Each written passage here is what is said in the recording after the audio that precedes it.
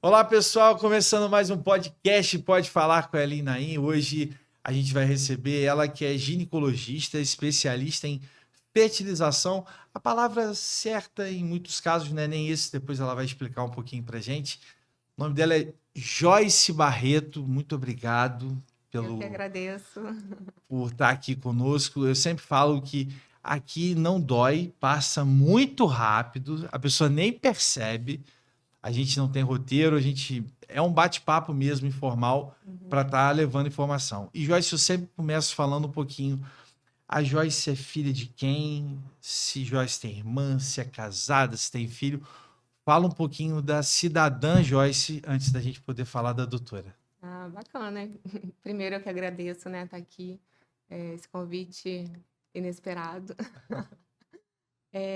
E um pouco surpresa falar de mim, né, porque a gente já começa a falar sempre do tema que a gente veio falar, né? Não, mas falar um pouquinho de você para as pessoas saberem. Legal. Eu sou de uma família que não tem médico, né? Na minha família não tem nenhum médico. Meu pai é técnico em contabilidade, minha mãe é professora de creche. E eu estudei até, até antes do ensino médio no Colégio Laura Vicunha. Poxa, sou apaixonado.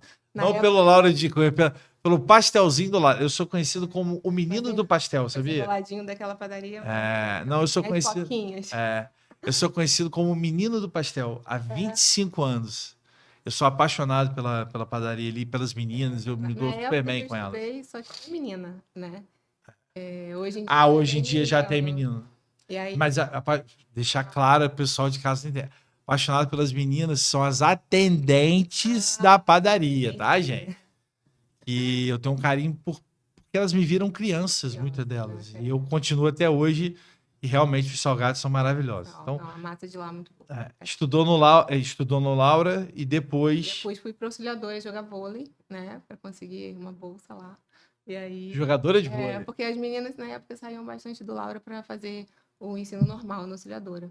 E eu já queria, já pensava em ser médica, e então resolvi Então fazer esse desejo é científico. desde É, cedo. é porque minha mãe, na época, ela não era professora de creche, ela trabalhava no Centro da Mulher. E ela era encarregada de lá. Então, eu fui criada carimbando, brincando nas mesinhas lá. Então, acho que eu já Já tinha tinha essa vocação, essa esse vocação. desejo. É. E aí terminei o auxiliadora, logo passei para a faculdade, né? Fiz faculdade em campus, na Faculdade de Medicina de Campos. Na época, com bastante ajuda da prefeitura na época também. E aí terminei a faculdade, fui fazer residência no Rio. Então, fiz residência no Hospital dos Servidores do Estado, no Rio de Janeiro. Fiquei lá 4 anos e depois voltei. Dentro desses 4 anos, fiz a residência de ginecologia e obstetrícia e de endoscopia ginecológica para fazer cirurgias e exames por vídeo. Ah, sim. É. É uma mãe? Ah, sou mãe, é. Mãe? Sou mãe. Falei um pouquinho da minha vida profissional, né? E aí, quando eu voltei para Campos, né, casei. E voltei em 2014, 4 anos depois, me tornei mãe do Joaquim, que hoje tem 6 anos. E tenho também o Benjamin, com 4 anos. Então já tem dois já? 2 meninos. Igual a minha. Eu também tenho dois meninos. Os dois meus você já conhece, Já conheço. já conhece já. E aí trabalho, né, com ginecologia, obstetrícia um pouco, e bastante com foco em reprodução assistida, né?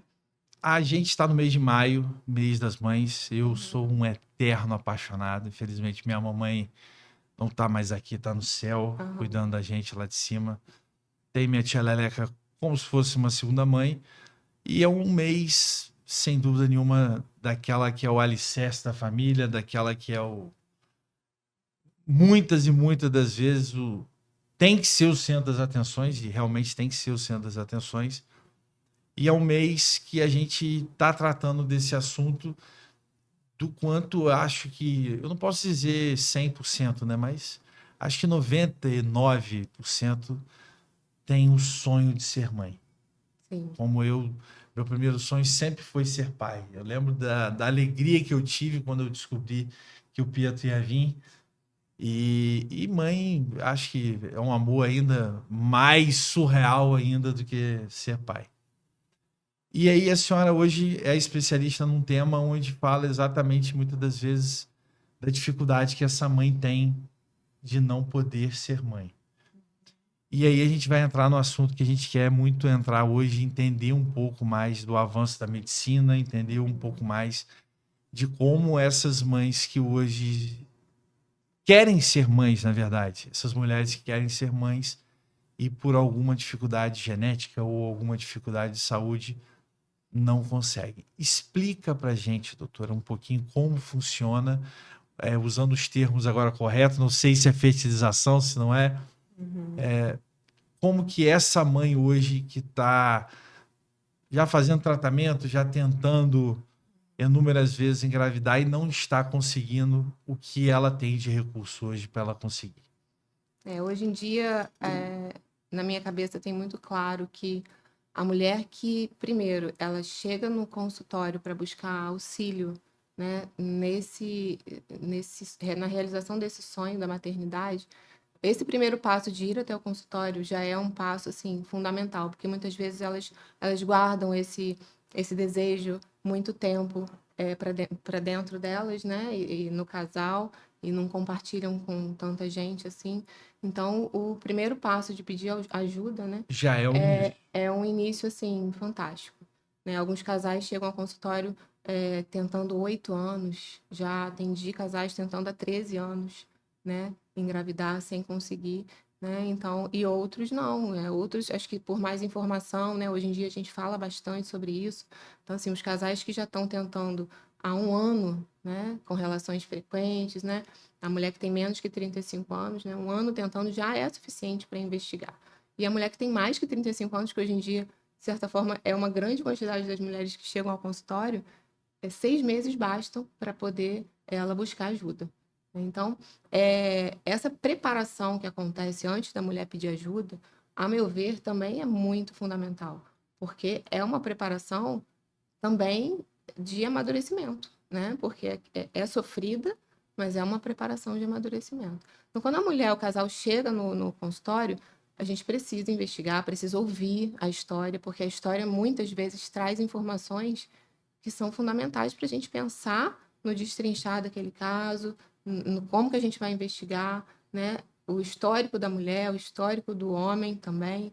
Então, para a mulher, a gente precisa. Esse primeiro passo que a senhora está falando, que é muito importante, essa dificuldade que vai aí de casais de 6 meses a 13 anos, você acha que muitas das vezes é da cultura, eu não digo nem da cultura, mas da criação daquela mulher, muitas das vezes?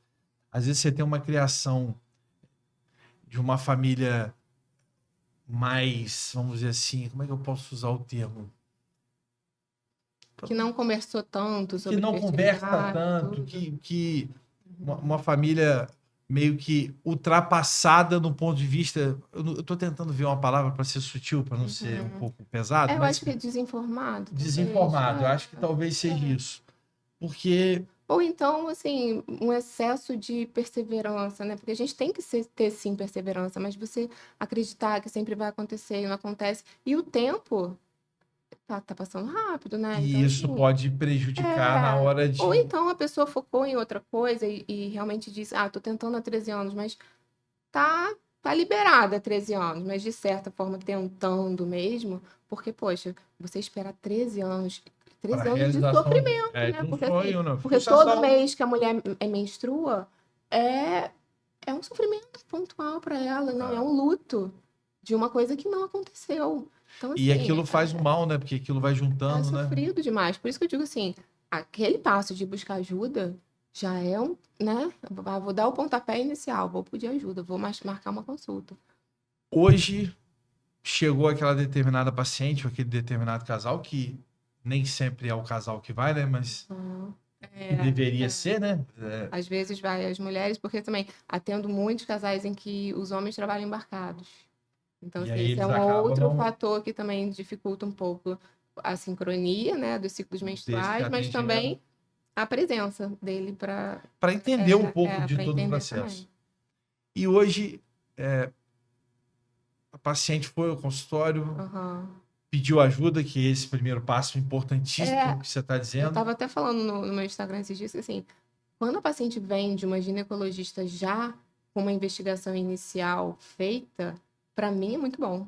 Então, assim, o ideal, Você o já tem cenário ideal, 50%. que os colegas ginecologistas que fazem gineco geral já conversem também sobre isso com a paciente, e aí, quando ela precisa procurar um especialista, ela já vem com os exames básicos já feitos, né? E aí a gente vai aprofundar, E já ganha tempo. já ganha tempo. E esse segundo passo? Então, chegou essa paciente, já fez essa. Já tem o acompanhamento de um ginecologista Sim. ou de uma ginecologista, então já entende todo o quadro, decidiu que realmente quer que aquilo aconteça, que já é o principal, que é essa ajuda. Esse aprofundamento. Aí que começa alguns testes. Como é que é feito isso? É o momento de alinhar tudo na vida, né? Porque às vezes ela está focada na maternidade, mas esquece de se alimentar bem, esquece de cuidar do corpo, da cabeça. Então, assim, hoje em dia a gente fala muito sobre mudança de estilo de vida. Então, quando a gente vê que a paciente tem uma trompa normal, né? Tem a ovulação acontecendo naturalmente. A gente exclui muitas vezes a endometriose, porque a endometriose é uma causa de infertilidade. A gente Né? conversou, a gente teve com a doutora, Maria isso, doutora Maria Elisa, que é especialista em endometriose, ela explicou muito isso pra gente. Infelizmente, isso é um quadro que às vezes atrapalha muito. Das mulheres que têm endometriose, 50% delas vai ter dificuldade de engravidar só pelo fato de ter endometriose. Fora as questões que a endometriose podem causar, que são a obstrução das trompas, né? Muitas vezes a trompa dilatada pela presença do sangue. Então, assim, a gente precisa descartar de toda forma. Então, a mulher chega, às vezes ela não tem nem clínica de dor, que é o que mais a gente pensa na endometriose, mas ela tem a dificuldade para engravidar. Então, eu preciso excluir que ela não tem endometriose. Exatamente. E aí olhamos também para o homem, né? Vemos se a quantidade de sêmen está legal, conversamos sobre os hábitos de vida prévios, que muitas vezes podem impactar na qualidade e na quantidade seminal daquele paciente. Então, assim, o primeiro momento é ver como que está as variáveis fundamentais para acontecer uma gravidez natural. E aí, muitas vezes, a gente acaba encontrando, sim, uma baixa reserva ovariana, porque às vezes a mulher também já tem uma idade um pouquinho mais avançada, 38, 40, 41 anos, né? E aí a gente já não tem muito tempo a perder, porque a gente sabe que a qualidade do óvulo está relacionada à idade da mulher. Então, quanto maior a idade da mulher, a qualidade do óvulo tem um decréscimo. E aí aumenta a chance de formar embriãozinho com alteração genética. Entendeu? Então, a gente não tem mais tempo a esperar. Então, se a reserva ovariana dela está diminuída, ou se tem, por exemplo, uma trompa obstruída, ou o sêmen está realmente com uma diminuição grave. Então, tem algumas situações que, pontualmente, a gente já tem uma indicação de fazer um tratamento de alta complexidade, que seria a fertilização in vitro. Outras situações, a gente pode otimizar algumas coisas, melhorar, orientar bastante a mudança de estilo de vida, que também é fundamental para quando a gente vai para um tratamento de fertilização in vitro, para melhorar a qualidade dos gametas. Né? Exatamente. Agora, uma pergunta mais técnica, principalmente acho que essa é mais interessante para as mulheres que querem e que às vezes estão naquele momento de já estarem tentando bastante, têm um acompanhamento com a ginecologista, mas querem aprofundar para ir, por exemplo, para a senhora ou para qualquer outra especialista em fertilização. Quais são os tipos? Vamos lá.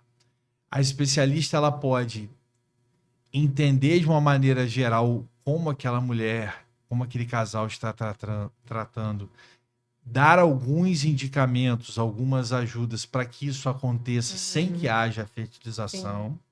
Esse é um passo. Tem a fertilização in vitro e existe outra maneira? Antes da fertilização in vitro, a gente tem a inseminação intrauterina. Então antes da fertilização ainda tem essa... A fertilização in vitro é a última instância, na realidade. É a última instância. Então, a inseminação intrauterina, a gente indica quando... Explica o que é isso. Inseminar, colocar o sêmen dentro. Sêmen. Né? Inseminação intrauterina. Então, colocar o sêmen dentro do útero. Então, normalmente a mulher precisa estar ovulando, normalmente. As trompas da mulher têm que estar normais, né? Pelo menos uma. E o sêmen normalmente tem um fator masculino, um fator que atrapalhe ele, mas é um fator leve. Então, se a gente tem algo atrapalhando o sêmen, mas que não seja algo grave, a gente pode, no laboratório, preparar aquele sêmen e aí colocar o sêmen dentro do útero no momento que a mulher está ovulando. Então, isso a gente chama de inseminação intrauterina. Mas tem que ter a trompa funcionando e a mulher ovulando, né? Então, isso Então, aí esse é o primeiro caso. é o primeiro. Aí, infelizmente, se isso não acontecer, ou seja, se a mulher acaba não engravidando com esse Aham. tipo de ajuda, aí sim que... Nem sempre a gente faz a inseminação antes da fertilização. Porque muitas vezes a mulher já tem uma idade avançada e a gente realmente não tem tanto tempo a perder. E a inseminação, a cada mês que a gente tenta, é um mês a menos, né, de tempo da durante fertilização. o tratamento. Uhum. E como funciona a fertilização? A fertilização in vitro. Isso.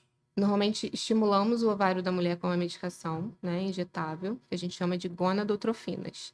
Então, são hormônios que o nosso corpo naturalmente produz em quantidades mais baixas para tentar ovular de 1 ou 2 óvulos só, isso naturalmente. Quando a gente vai para o tratamento, a gente coloca uma dose maior desses hormônios externos e o objetivo é estimular o ovário como um todo, né? E aí o ovário vai responder no trabalho máximo dele, dando para a gente a quantidade máxima de óvulo naquele mês. Então, vamos supor que a mulher tenha 10 folículos, que são as casinhas dos Sim. óvulos. E aí a gente faz a medicação buscando que os 10 folículos cresçam para produzir no máximo 10 óvulos, porque a gente consegue no máximo um óvulo a cada folículo, né? Então, quando a gente tem a maior quantidade de folículos com um tamanho adequado, pensando que dentro dele deva ter um óvulo, que como o folículo cresceu, aquele óvulo já está maduro, né? Que é o que a gente busca com as medicações durante o tratamento. Esse tratamento dura mais ou menos uns 10 a 12 dias de estímulo. Aí a gente colhe esses óvulos, os óvulos vão para o laboratório. No mesmo dia, o sêmen é colhido também. E aí faz-se a união do óvulo com o espermatozoide. A gente chama isso de dia zero. É o dia da injeção, o dia da união. E a partir daí, o embriãozinho começa a ser formado. Então, no dia seguinte, a gente vê se houve a fertilização, ou seja, se realmente formou o embriãozinho, daquela união ali que aconteceu no dia anterior, se formou o embrião. E aí a gente pode caminhar, acompanhar esse embriãozinho até o 5º, 6º ou 7º dia no máximo no laboratório. Então, ele fica em meio de cultura, se desenvolvendo. Surreal. Muito surreal. E aí, quando ele chega ao estágio de blastocisto, que na realidade, em teoria, ele chegaria a esse estágio no 5º dia. Mas às vezes ele está com um desenvolvimento um pouco mais lento e a gente aguarda, né? Porque não parou. Porque, assim, existem alguns embriões que não conseguem chegar ao 5º dia. Eles param de se desenvolver em algum momento desses 5 dias aí. Então, quando eles chegam ao 5º dia, eles já estão com um tamanho muito maior, uma quantidade de células muito maior também, e aí eles podem passar por um processo de biópsia, que é a retirada de algumas células desse embriãozinho, e aí essas células vão para um outro laboratório para fazer a análise genética. Então, a gente sabe como que está o número e a forma dos cromossomos desse embrião. Está lá no laboratório, de cada um deles. Em 15 dias, mais ou menos, a gente recebe o laudo se esse embrião é normal geneticamente. Só para, assim, falar de uma forma mais fácil de entender, né? Se ele não tem, por exemplo, uma síndrome de Down ou uma síndrome de Edwards, né? De Patal. Então, algumas síndromes são compatíveis com a vida. A maioria, não. A maioria, a gente identifica, às vezes, alteração em um ou mais cromossomos e, né, são alterações maiores, grosseiras, que muitas vezes não vão evoluir, quer dizer, né, 100% das vezes não vão evoluir para uma gestação. Mas essas alterações né, que podem gerar um bebezinho com problema, acaba sendo o nosso objetivo, né? E também o objetivo é evitar que a gente coloque um embriãozinho dentro do útero, sabendo que ele não vai evoluir. Então, assim, no momento que eles são biopsiados, os embriões, eles são congelados. Então, eles estacionam naquele momento. Daquele momento até para ser feito a biópsia. Até a gente ter o resultado. E aí, sim, quando a gente tem o resultado em mãos, a gente prepara o útero daquela mulher para sincronizar com o tempo que o embrião está guardadinho. E aí a gente faz a transferência do embrião do laboratório para o útero através de um catéter bem fininho e delicado. Meu Deus do céu. Primeiro a gente... Já tô até com sede. Quando ouve isso... Posso beber? Pode, ficar à vontade. Primeiro, quando a gente ouve isso, a gente vê o quanto Deus é perfeito, né? O quanto de maneira 100% natural nós somos criados. E o quanto Deus é perfeito em deixar que a ciência faça o que ela está fazendo. É verdade. O que é surreal. Olha, A é quantidade muito de coisa que surreal. precisa acontecer Olha na só, natureza, cara, né, humana exatamente. para poder ser, né, E colocado em aí mundo. a gente se depara com matérias, com documentários, né?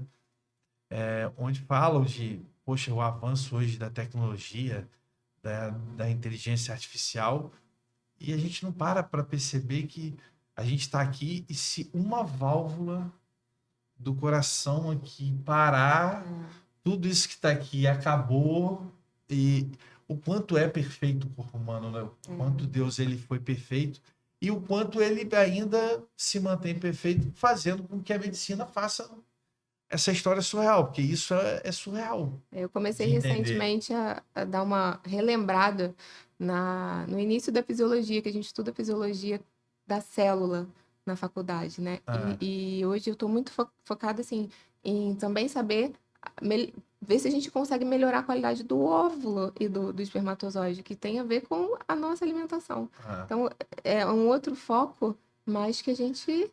Que, na verdade, muitas das vezes, é até bom você responder isso. Essa mulher que ela está com dificuldade de engravidar, ela pode ter dificuldade de engravidar geneticamente, talvez por uma questão Sim, hereditária, pode ter alterações genéticas, sim. Uhum, também por excesso de fumo, má alimentação. sim.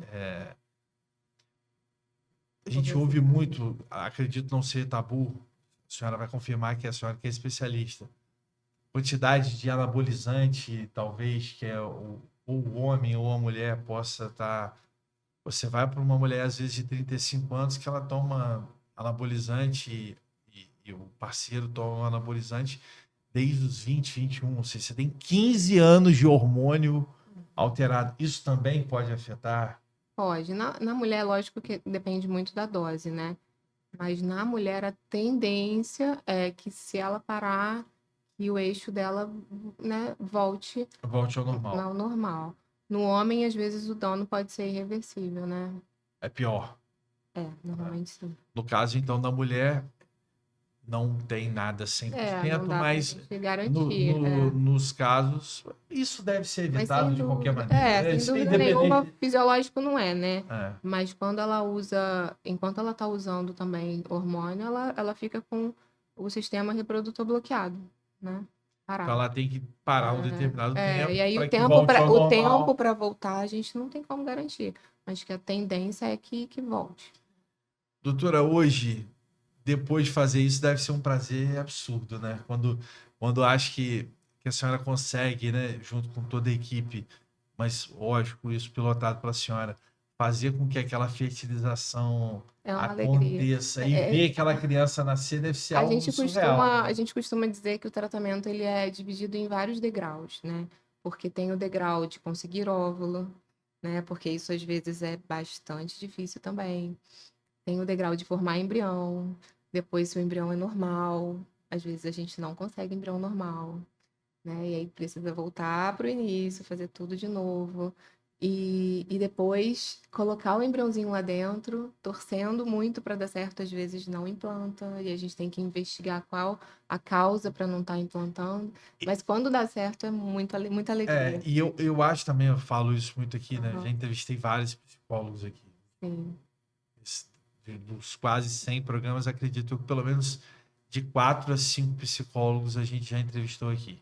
De temas variados, até porque a psicologia ela é ampla Muito. absurdamente. Mas eu sempre falo que a profissão do século é a psicóloga, o psicólogo, porque a gente vive uma geração doente mentalmente, em sua grande maioria das vezes. Falo isso porque eu sou cliente de psicólogo há 8 anos, então como é que eu posso dizer? Eu sou uma Experiência prova própria. própria que eu não consigo viver sem minha psicóloga hoje. Eu falo muito isso, né? E eu acho que toda pessoa deveria fazer terapia. Acho que a terapia é um avanço absurdo. E nesse caso, dentro desse acompanhamento todo, ter uma psicóloga junto dessa paciente, desse casal, é importantíssimo, né? Verdade. Porque Muito. acho que a senhora refletiu bem. poxa, a gente tenta, mas não consegue. Ou seja, e a cabeça tem que estar preparada para Porque nem poder sempre receber essas quando frustrações, elas né? estão na minha frente, né, e eu pergunto, tá fazendo acompanhamento? Não, não, eu tô bem. Mas é naquele momento ali comigo, né, Exatamente. em casa, né, diante das dificuldades. É normal do ser humano ter uma tendência em dias de estar, né, com E a um ânimo frustração de mais não ter. baixo. E muitas das vezes tá tentando, buscou ajuda. Sim. é, e muitas das Um vezes. outro tripé que eu falo muito com as minhas pacientes é a espiritualidade, né? Então, a gente tem que estar com ela também muito alinhada. Acho que o ser humano é um conjunto É, dessas três coisas: tudo. espírito, corpo e mente, né? É. Acho que tem que estar E o tudo. corpo junta aí a alimentação com a São. atividade física, né? Que é o Isso equilíbrio. aí é dificuldade. Tal de alimentação. Comer muito bom, doutor. Esse é o problema, doutor. Comer muito bom. Esse é o grande problema, É eu só acho. encontrar as coisas mais Mais saudável. Mas favoráveis. Nem digo geralmente, saudáveis, tá poxa, eu favoráveis. queria que criassem uma picanha vegana que fosse mais saudável, mas ainda não acharam. Não, mas é só você tirar a maior parte da Não, gordura, mas eu não né? como gordura. Aí tá um grande. Eu sou um cara que eu sou viciado em carne, Aham. sou um bom churrasqueiro, diga-se de passagem, mas a gordura eu não como. Desde criança, eu nunca É. comi. Eu faço a picanha normal e tiro a gordura. O povo quase me mata de ver eu tirar a gordura, mas eu tiro a gordura. Esse não é meu problema, não. Mas isso aí é Mas para outro tema. Mas é, doutora, fala pra gente aonde a senhora trabalha, ou seja, pode falar consultório, quem quiser conhecer um pouco mais da doutora, que quiser estar marcando consulta, aquela mulher que hoje, através de um corte desse que a gente vai ter aqui do podcast, criou uma coragem de procurar uma especialista. Acredito que tenha outros, mas por favor, faça a propaganda da senhora aí, por favor. Onde encontrar a doutora? Qual canal de Instagram, telefone? Por favor, eu acho assim que ajude essas mamães aí. quando a mulher tem um sonho, a trajetória pode ser que seja difícil, mas a meta, o sonho não pode ser deixado de lado, porque é uma realização que você pelo menos tem que tentar. Não pode ficar só na vontade, né? Então, essas mulheres que estão tentando, que tentem com mais afinco e pensem em investigar, em pedir ajuda, sim. Eu atendo no consultório. Atualmente, meu consultório fica no Alberto Torres, né? No meu Instagram tem um link para marcar. Fala o Instagram pra gente, por favor. Doutora Joyce Barreto, com Y, Joyce com Y Barreto. E atualmente estou ali, né, na Alberto Torres, e trabalho com uma clínica, chama Fertipraxis, @Fertipraxis, que fica no Centro Médico do Barra Shopping, no Rio, né, porque o laboratório, né, onde ficam esses embriões em cultura, fica lá. Então, todo o acompanhamento eu consigo fazer em campus, com o ultrassom que eu tenho no consultório. Então, 85% do tratamento é aqui. E a E finalização. existem 2 momentos que o casal precisa estar no Rio, que é na hora da coleta dos gametas, do óvulo e do espermatozoide, volta para campus. E na hora da transferência do embriãozinho para o útero, né? E mais o que você me perguntou? Onde eu atendo, né? E a clínica que eu trabalho. Então, trabalha em campus, Uhum. a clínica é na Alberto Torres, o Instagram é Doutora Joyce Barreto. doutora Joyce Barreto. E lá tem o link para poder marcar, para saber mais sobre mim também. Tem as coisas, tem. Doutora, obrigado por aceitar esse convite, como diz a senhora, inesperado. Inesperado. Mas para a gente foi muito bom, o mês das mães. Sim. Que todas realizem esse sonho. Exatamente. Esse é meu desejo. E acho que você, mamãe que está aí, acompanha a gente. Fale com as suas amigas, né? Com as amigas.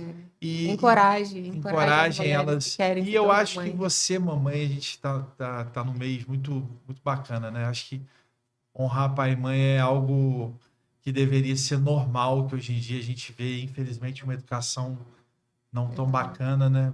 Uma geração que não valoriza seus avós como valorizavam antes. Uma geração que não valoriza, às vezes, os seus pais, e não respeitam os seus pais como deveriam ser. Mas você, mamãe aí, aliás, você, mulher que quer ser mamãe, primeiro, busque a questão desses tratamentos, tente a fertilização, em último caso, e se for da vontade de Papai do Céu de que isso não aconteça, você também adote. Eu acho que hoje existem várias crianças precisando de bons pais espalhados por esse Eu não Brasil comentei afora. aqui, mas assim, em alguns casos a mulher não tem óvulo. E aí a gente recorre a óvulos de doadora. Então ela fertiliza com o sêmen do marido, mas gera o embrião no seu próprio útero, né? E aí tem a ver com a epigenética, que é tão linda. Hoje em dia a gente. Ou seja, o seu sonho de ser mãe só depende de você. Da sua boa vontade, da sua perseverança e das informações que hoje a gente tem a internet para muita coisa ruim, mas tem a internet para muita coisa boa, né? Sim. Buscar e em Campos, você campista, já tem vários, como é que eu posso dizer? Várias coisas hoje através desse podcast aqui para que você vá ao consultório da doutora Joyce e entenda um pouco mais disso. Obrigado, doutora, mais uma vez. De nada. Benjamin Joaquim, é isso? Isso. Beijo no Benjamin Joaquim. Obrigada. Papai do Céu abençoe a Beijo, senhora. Lorenzo e Pietro Não, pode deixar que eu levo para Lulu e para Pipi. E Dois figuraços. Feliz Dia das Mães para Cris, né? Então, obrigado a vocês que acompanharam aí nosso podcast. Quinta-feira tem muito mais. Um beijo a todas as mamães, em especial a dona Carmen, a mãe da Cristina, a Cristina, minha esposa. A Carmen, minha mãe também. Carmen, sua mãe também. Tia Lelé, que é minha mãezona do coração. E a dona Nélia, que está lá em cima, cuidando de todas elas aqui embaixo por mim. Então, semana que vem a gente tem mais podcast. Pode falar com ela e Naim. Fui.